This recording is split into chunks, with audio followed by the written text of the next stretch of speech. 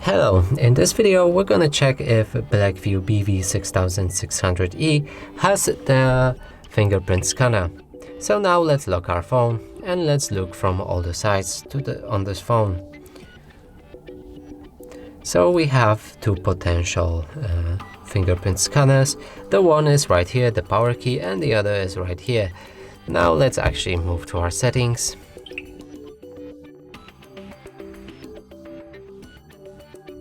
Find security and go for the fingerprint. I'm gonna use the pattern version.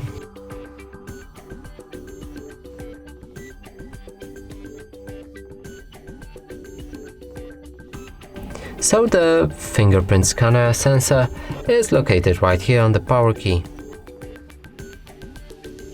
And that's it for this video. Hope you like it. Please consider subscribing to our channel, leave a like and a comment below.